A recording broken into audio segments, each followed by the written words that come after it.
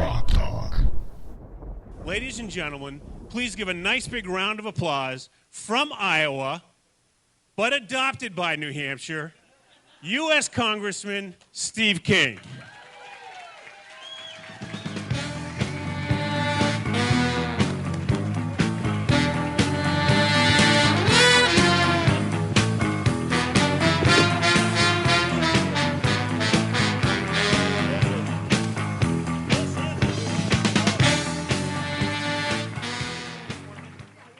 This is a great New Hampshire welcome. I came here and you all energize me.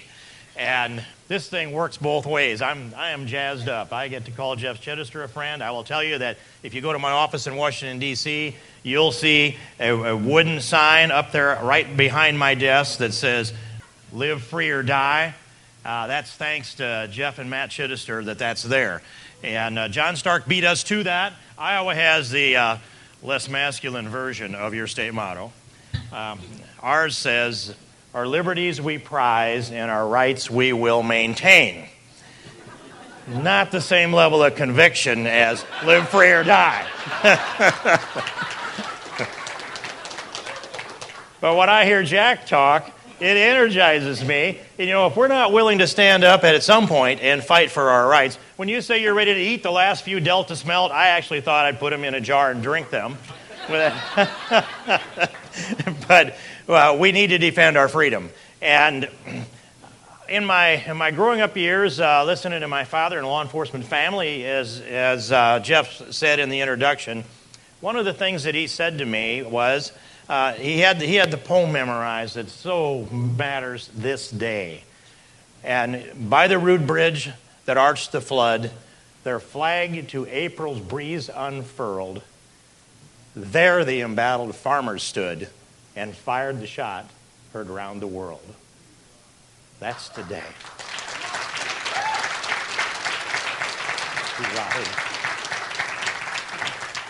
And I remember sitting there, I would describe it at his knee, and I said, "Dad, is that bridge still there?" Now, I'm going to tell you, I know the truth of this, but here's how he said it to me. He was very seldom wrong. He said, "No, it's not." And I said, "What happened to it?" "Well, it was swept away by the floods." That's later on in the poem. So I presume that's what he was going by, because Dad didn't travel a lot. And so I said, "Did they rebuild it?" "No." "Why not?" "Well, they didn't need the bridge anymore. That time had passed." Okay, so that stuck in my head. But as the years went by and I got to be an adult and I started to read and soak through the history, I couldn't stand the idea of never having been there. And so about a year and a half or so ago, my wife Marilyn and I flew into Providence, rented a little convertible, an American-made Ford Mustang actually, and we drove the route and then stopped and poked our way along from Lexington to Concord to the rude bridge that now arches the flood still. And that spot, to stand on that spot that day, let alone stand on that spot this day, really anchors me into the God-given history of this country. What they were willing to face, what they were willing to fight for. And our job's not nearly as hard as theirs. Nearly as hard. There was no concept of God-given liberty and a government of, by, and for the people, and the people were empowered, and they used that power, and they transferred that to an elected representative Republican form of government. It was the king's deer. It was the king's subject. And this idea, yes, it began to form clear back to the Magna Carta, and you had some people like John Locke and others that spoke to this, but this concept wasn't within the heads of the culture. They had to first get this inspiration from God. They had to speak it. They had to write it. They had to pour it into the Federalist Papers later on, and they had to sell it to the colonists, who then had to buy the idea and be willing to stand up and fight for God-given liberty at that bridge and in Lexington and on the way with all of the other battles that you all know about that are a deep part of the history of the real estate that New England is. And so think about how hard that is, to come up with an idea, that principle that would stand the test of time, the longest constitution in the history of the world, to be as long as we can possibly help make it. And they built the idea and they defended it. They had to sell it, and they had to go through Valley Forge and all the other battles to do that. What's our job? Keep it. Yes, we have to restore the pillars of American exceptionalism. That's our job. And we have this great God-given gift of being the unchallenged greatest nation in the world.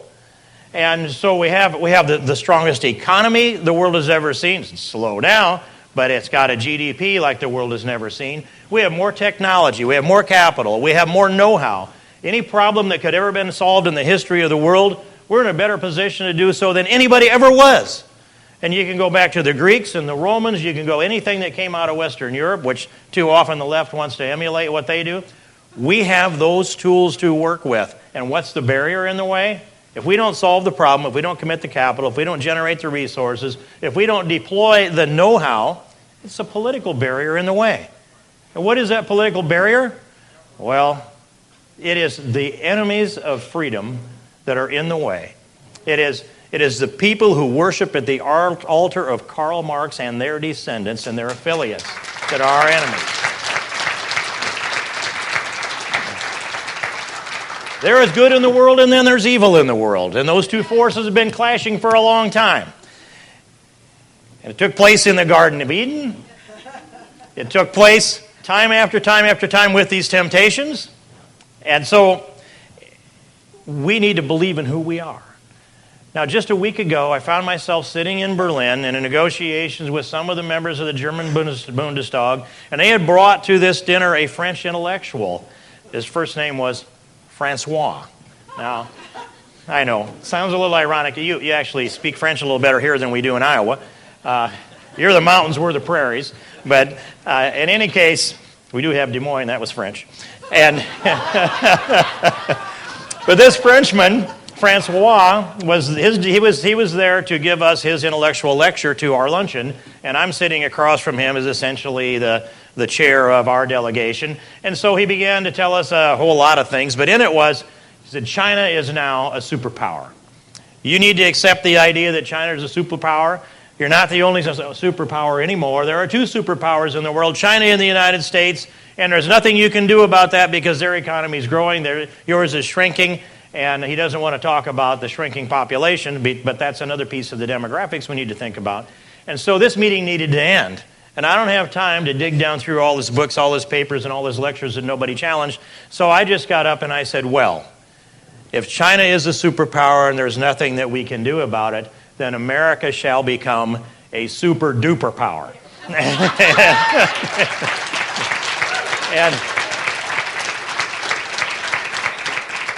And that's the American attitude, and that's the American way.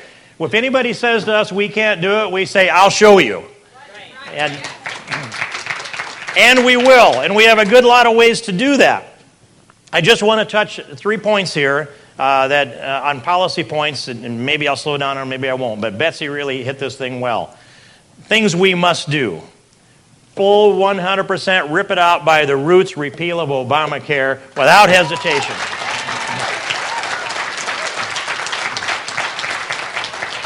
Last cycle, with all of our Republican nominees, every one of them signed my big poster pledge that pledges to repeal Obamacare, and it does say rip it out by the roots, as if it had never been enacted, and that's also some of the language in the repeal bill that I wrote in the night that Obamacare passed and was messaged to the president. But when I hear people, well, we need to amend it, we want to save the good stuff, maybe we want to repeal it, but we first want to have a deal on what we're going to replace it with. You got to sell the idea that we're going to rip it out by the roots first. And then, yes, there are things we need to do, but repeal Obamacare needs to be a plank in the platform of every Republican candidate that comes to New Hampshire and comes to Iowa and goes to South Carolina. And there can be no equivocation, there can be no hesitation. That needs to be a plank in their platform. The second thing we need...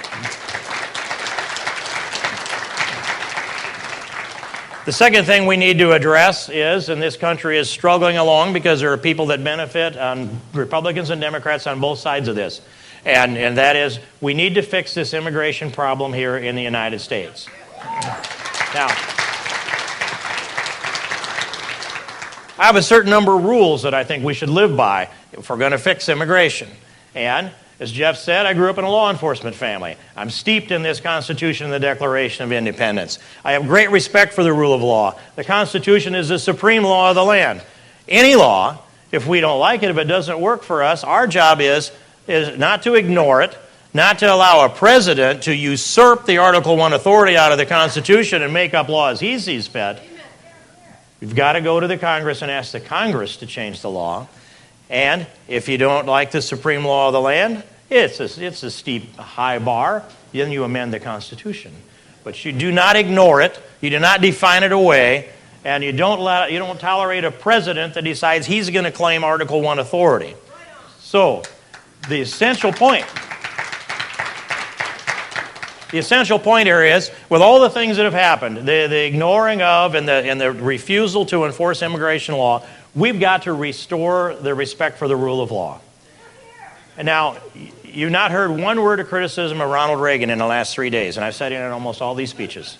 And I've loved every minute that I've been here able to do this. But Ronald Reagan did let me down in 1986 when he signed the Amnesty Act of 1986. And I will tell you, I was in my office at the time. I'd been listening to the reports on the debates in the House and the Senate on the Amnesty Act. And I believe whatever they voted in the House, whatever they voted in the Senate, Ronald Reagan would see this principle, the rule of law, so clearly that he would veto the Amnesty Act. And when he didn't, when I heard the news, I was listening to the radio when they announced that he had signed the Amnesty Act, I kicked a dent in my filing cabinet. Because, kind of like Jack's attitude, I knew then that we would be working to restore the respect for the rule of law for a long time before we put that back together. And look what's happened. Each president since then has enforced the immigration law less and less and less. I've been more and more disappointed as they did it less and less and less. And now we get to this president, and he sent out the welcome mat all over the world. I mean, I've gone down to the border. I remember standing just last year in late July at, Roma, Texas, with Michelle Bachmann, by the way. We're on the banks of the Rio Grande River talking to 2 Border Patrol agents and 2 city police officers at Roma, Texas. And the people on the other side were out there swimming and doing their things. Here came a car of 2 coyotes.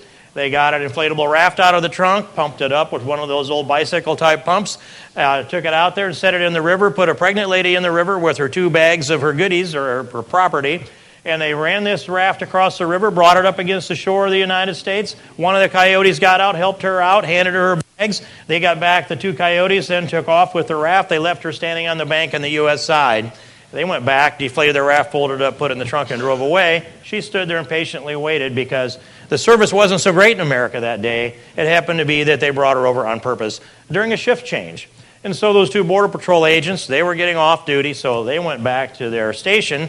And I met one of the Border Patrol agents that was coming to work. I stopped him and talked to him. He didn't even know that his first job was supposed to be to pick her up. So that's the level of animation with the illegal immigrant coming into America in plain sight. It's greater when somebody is writing a speeding ticket in Kyron, Iowa. So the president has turned them into a welcome mat. He has said, if you don't follow my directive and ignore immigration law, if you go out and enforce the law, there will be consequences. That's the President of the United States. So how do we restore this rule of law? Well, first we have to elect a president that will do that. And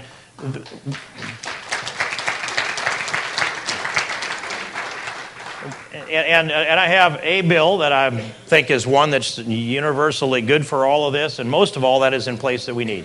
This bill is called the New IDEA Act. IDEA, the acronym IDEA, stands for Illegal Deduction Elimination Act. It brings the IRS into play. I found some good use for the IRS. I actually want to abolish them, but if they're going to be here, I want them to come in and just during the normal audit say to the employer, you know, if you're going to hire illegals, you're not going to be able to deduct wages and benefits paid to them as a business expense. And so... And by the way, you can accumulate a 6-year statute of limitations on that. So the illegals that you paid over 6 years, then the IRS can come in and go, let me see, here are their Social Security numbers, these are the list, this is your Schedule C deduction. I'll run the numbers through E-Verify. We'll give them safe harbor if they use E-Verify, but the IRS then can use E-Verify. And they'll say, well, here's this $1 million that you wrote off as a business expense. You knew or should have known because you had access to E-Verify, so we're sorry, now you're going to pay tax on that. So that's what, a 35% corporate tax, interest and penalty?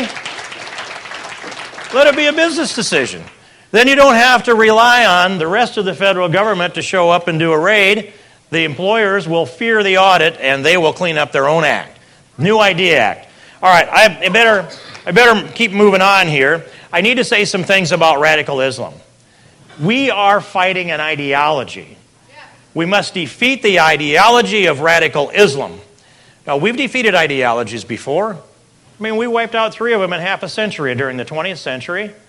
And I'll say fascism/Nazism was one, Japanese imperialism was another, and the Marxism embodied within the Soviet Union was another. I mean, if you can do a hat trick in a half a century, can't we defeat these guys that are still... And we have to believe in who we are. They believe in who they are. We've had to fight them since clear back. 1,400 years we've been taking them on. We don't think about it that way. They do. When they executed 21 Coptic Christians on the shores of Tripoli, that they called them, they said, we executed the Crusaders. That's how they think about us. They are commanded to kill or convert until a whole world is Islam. And when President al-Sisi of Egypt, who is a Muslim and a moderate Muslim, and perhaps the individual on this planet that can turn the Muslim religion back to the thing that they erroneously call peace, but can convert the Muslim religion into an actual religion of peace, when he said in his speech at Al-Azhar University, is it possible to accept the idea that the whole world has to be killed so that Muslims can live? And he asked that question of me personally about a month and a half ago. It's a rhetorical question, but it's powerfully delivered, and it tells you how he sees this. If Egypt can be teamed together with the UAE and the Jordanians, we've got to bring the Kurds into this fight, but if they can turn the philosophy of Islam over and begin to purge the radicalism from their midst, then it's a far more bloodless endeavor than it would likely be if we can't get that ideology to help us. But if we can't get them to help us, we still have to fight them. So here's the thing. No presidential candidate has laid out a comprehensive approach on how to defeat the ideology. And I'm just going to name them and not go into detail for time's sake. But the first thing we need to do is commit cyber warfare against them. Not just defensive, offensive. We need to go after them all over the internet. They're using the internet globally. That's why they can operate globally. You know, when they had to just follow the camel caravan, they couldn't move very fast. Well, now we have airplanes, we have the internet, and they're all over the world. So we need to shut that down, and we need to use misinformation and kill those internet sites. That's one thing. Cyber warfare and ramped up cyber warfare. Number 2, we need to shut off the funds everywhere that they originate from, every place they're transferred through, and every place that they go that they help radical Islam in all of its forms. Number 3, their educational system. Thousands of madrasas around the world. We have mosques here in America where they're teaching hatred and they're identifying and radicalizing. That radicalizing word, by the way, sounds like an excuse to be not personally responsible. They are. We need to go to those places and do those things we can do to shut down that educational system that transfers this into the hatred for the next generation. That's a difficult thing to do constitutionally in this country. It's easier in other countries. Next thing we do is build that alliance I mentioned with those countries that can and will help us in the Middle East. Then expand our human intelligence around the world so that we know what they are doing everywhere all the time. Now that we've set this all up, yes, we need American advisors and we need some people on the ground in these locations where we're going to have to fight them. And we need to call in the airstrikes and we need to arm the Kurds completely and work with these alliances. But our human intelligence will make our kinetic action effective and it will limit the involvement of Americans in the kinetic action. All of this needs to go on aggressively until the point comes where they have given up the idea that they can take us on and that the idea that their culture is somehow going to dominate ours. It is not. We are Western civilization, Western Christendom, as Winston Churchill described it in 1948. We have to continue to believe in who we are and if our culture is going to survive. And so I want to just encourage you, I want to hear the next president put together a plan to defeat radicalism. And then... Now I'll just put now just some points together. I'm going to use the IRS if I have to have them, but you know, I'm happy to throw them over the side and just abolish them too. And I have long been for the fair tax, which is a national retail sales tax that's the only proposal that abolishes the IRS. And here's what goes on. The federal government has the first lien on all productivity in America. When you walk in and punch your time clock, Uncle Sam puts his hand out. And when he gets the tax he wants, he puts it in his pocket. In our state, then the governor's got his hand out. Then he gets his share. After a while, you get your share. But a tax is a punishment. When you tax productivity, all earning, savings, and investment is taxed in this country by the federal government. They get there first. Well, it punishes you. Why wouldn't we let everybody earn, save, and invest all they want to and let you decide to pay your taxes when you consume?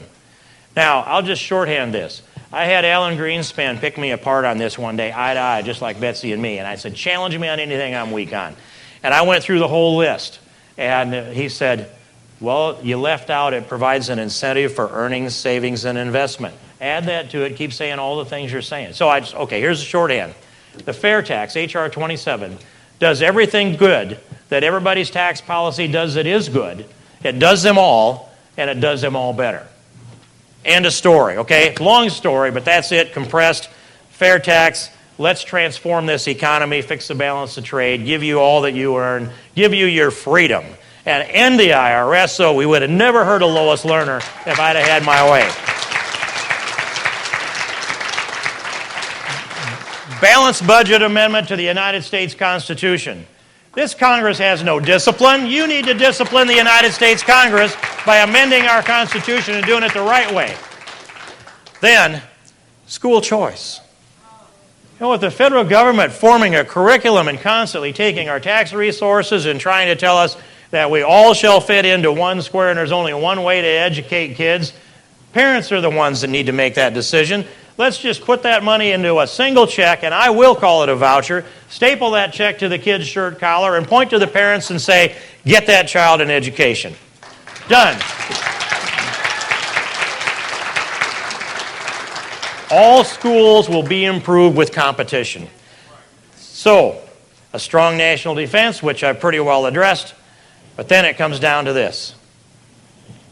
We are an exceptional nation, and of course the president doesn't believe that. He's been deconstructing American civilization since his first day in office and probably before.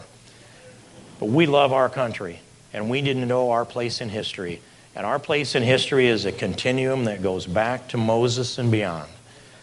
The milestones of Western civilization, Mosaic law, Greek science in the foundation age of reason, Roman law, Old English common law, free enterprise, the Industrial Revolution, the birth of Jesus, the things that he taught us, the redemption that we have that most of the rest of the world doesn't have. Put those pieces all together and think about that and many more. And Martin Luther's Protestant Reformation, and I'm a Catholic that has to compete with the Protestant work ethic, and I think we do pretty good.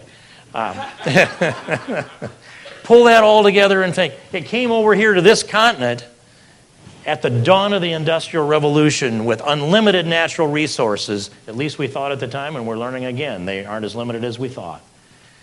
All of this and this work ethic, and we settled this continent from the mountains to the prairies to the ocean white with foam in the blink of an historical lifetime. This is a God-given gift, this country that we have. And we have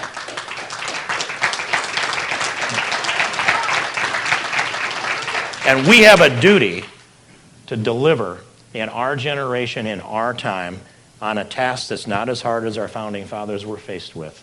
A blessing that's far greater than they imagined, and a destiny that needs to be turned again into an ascending destiny. Thank you so much. God bless America.